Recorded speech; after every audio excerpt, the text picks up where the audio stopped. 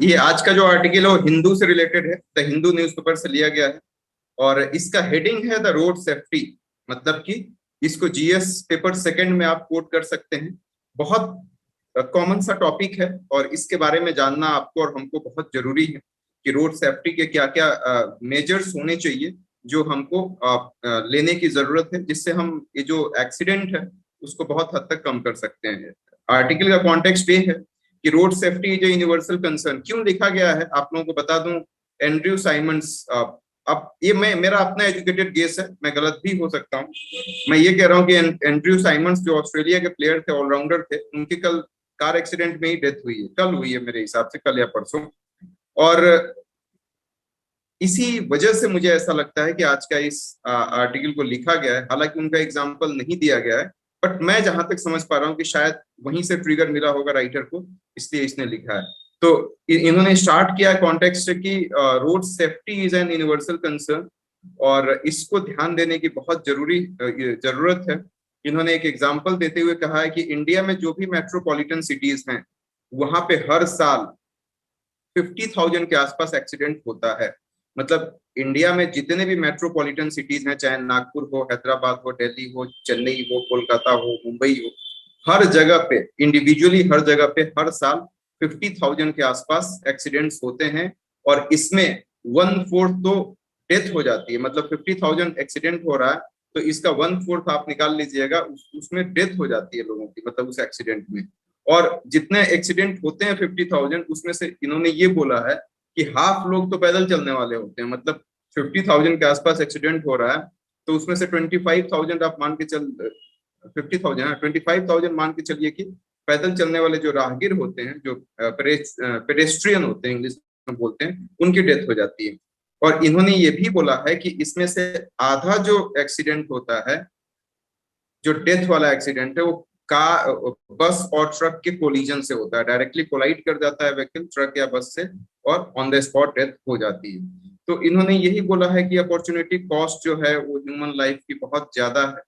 Opportunity cost एक economics का term है, आप लोगों को पता होना चाहिए कि मतलब दो ऑल्टरनेटिव में से कोई एक ऑल्टरनेटिव चुनते हैं तो दूसरे में लॉस कितना। अपॉर्चुनिटी कॉस्ट मतलब कि सपोज दैट कि मेरी डेथ हो जाती है, मैं जा रहा हूँ कार से या स्कूटर से और मैंने कहीं कोलाइड किया, अनफॉर्चुनेटली मेरी डेथ हो जाती है, तो देश को इकोनॉमिकली और सोशली बहुत लॉस होगा। इसी को अपॉर्चुनिटी कॉस्ट कहते हैं। इन जनरल में आप इकोनॉमिकली क्यों लॉस होगा, क्योंकि मैं कुछ पैसा कमा रहा हूँ तो उसको खर्च कर रहा हूँ तो जाहिर सी बात है कि उसका टैक्सेस, डायरेक्ट या इनडायरेक्ट टैक्सेस गवर्नमेंट को जा रहा है। तो अब वो पैसा जा रहा है तो उससे वो लोग अपना आपके लिए पॉलिसी बनाते हैं। और सोशली क्यों लॉस होगा, सोशली इसलिए लॉस होगा कि यदि मान लीजिए कि मैं एक साल में 5 लोगों को भी यूपीएससी क्लियर करा देता हूँ तो 5 आईएएस कहाँ से निकलेंगे, जाहिर सी बात है कि नहीं निकल पाएंगे। तो इसी को अपॉर्चुनिटी कॉस्ट कहते हैं कि इंसान की डेथ हो जाती है तो सोशली और इकोनॉमिकली हमारी सोसाइटी को बहुत ज्यादा लॉस होता है। अब इन्होंने बोला है कि दिल्ली पुलिस ने एक बहुत जबरदस्त काम किया है। दिल्ली पुलिस में कुछ साल पहले 2009 का डेटा निकाल के देखा जाए तो दिल्ली 2009 में बहुत ज्यादा एक्सीडेंट से डेथ हुई थी comparing to some previous years. 2009 से कुछ सालों पहले का डेटा निकालिएगा तो 2009 में बहुत ज्यादा एक्सीडेंट हुए थे और उस एक्सीडेंट से डेथ भी बहुत ज्यादा हुई। तो दिल्ली पुलिस ने एक बहुत अच्छा उपाय निकाला है और इससे बहुत हद तक डेथ को डिक्रीज किया गया है। एक्सीडेंट से जो डेथ होती है वो डिक्रीज किया गया है। इसमें 2-3 चीजें हैं। एक तो ये कि इन्होंने ब्लैक स्पॉट्स को आइडेंटिफाई किया। ब्लैक स्पॉट्स मतलब आप कभी ट्रैवलिंग करने जाते होंगे, आप लोगों के पास कार नहीं है लेकिन कॉलोनी के पास कार है तो उनसे पूछिएगा, जब वो आप जाते होंगे कार से या बाइक से तो वहां पे लिखा रहता होगा कि ये एक्सीडेंट प्रोन एरिया है, कृपया धीरे चलें। मतलब यहाँ पे एक्सीडेंट हो चुका है या होने की संभावना बहुत ज्यादा है, तो आप प्लीज थोड़ा कॉशियस तरीके से ड्राइव कर लें या गाड़ी को थोड़ा धीरे चला लें। तो वही बात है कि यहाँ उसी को ब्लैक स्पॉट्स कहते हैं, जहाँ पे वो आप पढ़ते हो ना कि एक्सीडेंट प्रोन एरिया है, यहाँ पे कृपया धीरे चलें, उसको ब्लैक स्पॉट कहते हैं। मतलब वहां पे ऐसा माना जाता है कि बहुत सारे एक्सीडेंट्स हो चुके हैं। तो ब्लैक स्पॉट्स को आइडेंटिफाई करना और उसको ठीक ठाक करना, इसके साथ साथ ट्रैफिक कामिंग मेजर, मतलब कि इस तरीके से रूट को डाइवर्ट करना कि बहुत ज्यादा ट्रैफिक नहीं हो। बहुत ज्यादा ट्रैफिक होने से भी ऐसी संभावना होती है कि एक्सीडेंट हो जाते हैं। एक और नया चीज इन्होंने निकाला है दिल्ली पुलिस ने, जिससे बहुत फायदा हुआ है, लेन डिसिप्लिन, सॉरी, लेन डिसिप्लिन का मतलब कि अपने ही लेन में आप चलिए। लेन चेंज करने से भी ना बहुत ज्यादा आप देखते हैं कि एक्सीडेंट होने के चांसेस बनते हैं। तो लेन डिसिप्लिन को बहुत बहुत रिस्ट्रिक्ट, मतलब बहुत क्या बोलते हैं, बहुत कड़ाई से उसका पालन करवा रही है दिल्ली पुलिस। और इससे देखा गया है कि लेन कंप्लाइंस की वजह से एक्सीडेंट के चांसेस बहुत कम हुए। लास्ट में राइटर 3 उपाय बताते हैं जिससे एक्सीडेंट से होने वाली डेथ को रोका जा सके और एक्सीडेंट को भी कम किया जा सके। पहला इन्होंने बोला है skill sets of Indian drivers. Skill sets of Indian driver मतलब इंडिया के जो ड्राइवर हैं उनका स्किल टेस्ट बहुत जरूरी है। आप सब लोगों को पता होगा कि आरटीओ ऑफिस में जाइए, वहां पे पैसा दीजिए, आपको कुछ भी करने की जरूरत नहीं है, लाइसेंस आपके घर पे पहुंच जाता है। अब पता नहीं क्या कहानी है, लेकिन ठीक 3-4 साल पहले पैसा दे दो केवल, कहीं कुछ भी जाने की जरूरत नहीं है, और वो जो एजेंट होते हैं वो बहुत इजीली आपके लाइसेंस बना के लेके आ जाते हैं। ये तो बहुत अच्छी बात हो गई, ताली बजा दी आपने, वाह वाह वाह, आपको लाइसेंस मिल गया। अब इमेजिन करो कि वही बंदा यदि रोड पे निकला अपनी गाड़ी लेके, तो उसने तो कोई दिया नहीं है टेस्ट वगैरह, तो उसको उससे ज्यादा प्रोबेबिलिटी बनेगी या नहीं बनेगी एक्सीडेंट करने का? ऑब्वियसली बनेगा ना, क्योंकि वो उसका स्किल तो रंग से टेस्ट ही नहीं हुआ। एक्चुअली होता क्या है कि आप जब जाते हो ना आरटीओ ऑफिस में, तो आपसे 8 बनवाते हैं, 8 ऐसे ऐसे करके 8 बनवाते हैं, और 8 आप बना देते हो अपनी गाड़ी से तो आपको लाइसेंस देते हैं। राइटर इस बात से भी इत्तेफाक नहीं रखते हैं। वो कहते हैं कि जहाँ पे 8 बनवाते हैं वहां पे बाकी ट्रैफिक वाले तो होते नहीं, वो तो प्ले ग्राउंड होता है, वहां पे आप 8 बनवा दें। लेकिन क्या वही बंदा जब ट्रैफिक में आ जाएगा तो वो 8 चलो ठीक है वहां बना दिया, लेकिन वहां पे कैसे करेगा? तो इसलिए उन्होंने, राइटर ने ये बोला है कि ऑटोमेटेड ड्राइविंग टेस्ट सेंटर की जरूरत है। एक तो ये पहली बात, ऑटोमेटेड ड्राइविंग टेस्ट सेंटर क्या मतलब, इसका क्या मतलब है? ये दिल्ली पुलिस ने इसको अडॉप्ट किया है, ऑटोमेटेड ड्राइविंग टेस्ट सेंटर। मतलब कि अभी क्या है कि मैनुअल इंटरवेंशन जितना ज्यादा होगा उतने करप्शन के ज्यादा चांसेस आएंगे। ऑटोमेटेड ड्राइविंग टेस्ट सेंटर में क्या है, 40% लोग फेल कर जा रहे हैं। इसका रिजल्ट है कि 100 में से 40% लोगों को लाइसेंस नहीं मिल रहा है, क्योंकि ये ऑटोमेटिक हो गया। यदि आप ऐसा करेंगे तो आपको मिलेगा, अदरवाइज पहले क्या था कि हमने पैसा दे दिया, 2,500 की जगह 5,000 दे दिया, वो आपको घर पे लाके लाइसेंस दे देता था। लेकिन फिर वही बंदा रोड पे निकलेगा तो आप सोचो कितना डेंजरस हो। और इसके बाद इन्होंने ये बोला है कि इसके साथ साथ ये भी देखना जरूरी है कि जो बंदा जिसको ट्रेनिंग मिला है उसकी साइकोलॉजिकल टेस्ट भी होना जरूरी है, और वो लेन में चल रहा है कि नहीं, अपने लेन में चल रहा है कि नहीं, इसके साथ साथ ट्रैफिक सिग्नल की रिस्पेक्ट कर रहा है कि नहीं, पेडेस्ट्रियन जो पैदल लोग चल रहे हैं उसको ध्यान में रख रहा है कि नहीं। तो ये सब चीजों की वजह से राइटर ये बताते हैं कि जो ड्राइवर है उसका एक साइकोलॉजिकल टेस्ट और उसका एक simulator test, SIMULATOR।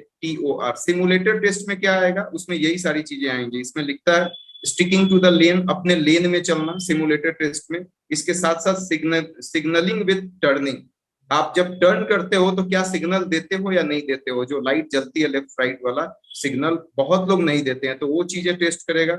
Maintaining speed and traffic signals, speed भी बहुत ओवर स्पीड नहीं रखना है जो जनरली रखा जाता है, और ट्रैफिक सिग्नल्स को भी फॉलो अप करना है। Respecting rights of pedestrian, taking norms and parking rules, जो पैदल चल रहे हैं उसका भी ख्याल रखना है, और पार्किंग रूल्स जो है उस नॉर्म्स को भी कंप्लाई करते हुए ही करना है। तो ये इसी को सिमुलेटेड टेस्ट कहा जाता है। स्पेसिफिकली कहा जा रहा है कि जो हैवी व्हीकल्स चलाते हैं ड्राइवर, उनका जरूरी है इस तरीके से करना। दूसरा इन्होंने ये बोला है उपाय कि रोड डिजाइन जो है ना वो रोड यूजर फ्रेंडली होना चाहिए। मैं बता रहा हूं कैसे, जैसे सपोज दैट कि ये 3 लेन है, कोई रास्ता है, जैसे 3 लेन है, 1 2 और 3, ये 1 लेन, ये 2 लेन, ये 3 लेन। अब बस एक्चुअली पता है क्या है, नियम से पहली लेन में चलनी चाहिए, लेकिन ये चलाते कौन सी हैं, दूसरी या तीसरी लेन में चलाते हैं। 1 2 3 लेन मैंने बता दिया, तो बस को आइडियली पहली लेन में चलना चाहिए, लेकिन ये दूसरा या तीसरा लेन में चलाते हैं बस ड्राइवर। और जब तीसरे लेन में चलाते हैं तो फिर पहली लेन में जाते हैं सवारी को उठाने के लिए। तो ये ऐसे ऐसे करते रहते हैं जिसकी वजह से एक्सीडेंट के बहुत चांसेस होते हैं। इसीलिए कहा जाता है कि अपनी लेन में चलाएं।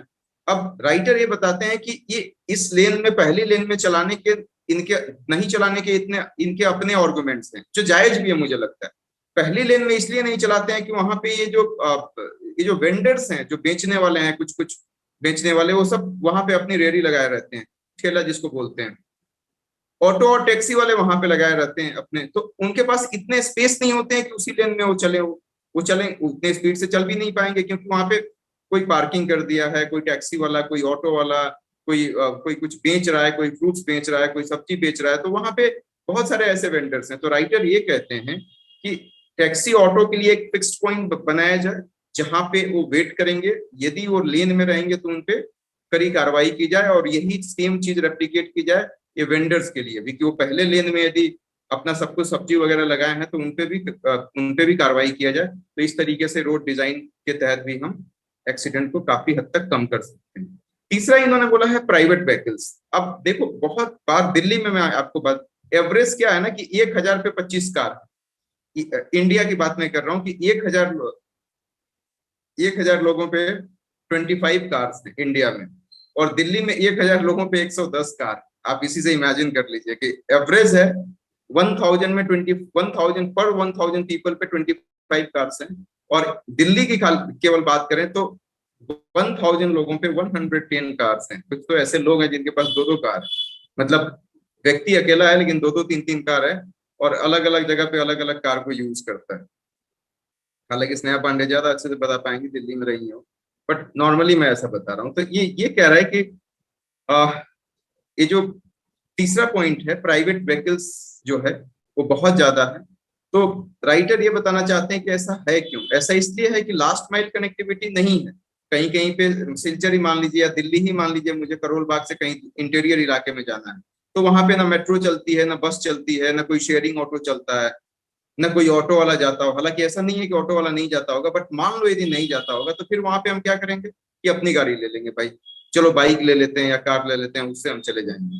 तो राइटर इसमें सजेशन देते हैं कि एक मोबिलिटी सर्विस सॉल्यूशन बनाया जाए, mobility as a service solution, जिसमें ये जो एप्लीकेशन है सिंगल एप्लीकेशन हो, बस के लिए भी, ऑटो के लिए भी, मेट्रो के लिए भी, कैब के लिए भी। अभी क्या है, सबका अलग अलग एप्लीकेशन है, बस के लिए अलग है, मेट्रो के लिए अलग है, कैब के लिए अलग है, ऑटो के लिए अलग है।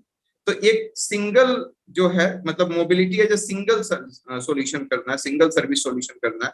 तो इससे क्या होगा कि लास्ट माइल कनेक्टिविटी जो होगी ना, उसके लिए भी लोग अपने प्राइवेट व्हीकल्स को कम यूज करेंगे उनको। अब ये single mobility as a service solution कैसे काम करेगा, इसको थोड़ा समझिएगा। जैसे हमने एक मेट्रो का कार्ड है, आपने रिचार्ज करा लिया, या एटीएम कार्ड है, या मोबाइल फोन है, मोबाइल फोन से क्या करते हैं आप, स्कैन करके और पैसा पे कर देते हो, जिस चीज को भी खरीदना है उसी तरीके से करते हो। तो उसमें भी ऐसे ही होगा कि आपको यहाँ से बस है, ठीक है, बस से चले गए। अच्छा, यहाँ से बस नहीं है, मेट्रो है, ठीक है, मेट्रो से चले गए। मेट्रो से ऑटो है तो ऑटो से चले गए। लेकिन आपको अलग अलग एप्लीकेशन पे रजिस्टर करने की जरूरत नहीं है, आप उसी से कर सकते हैं। तो यही पे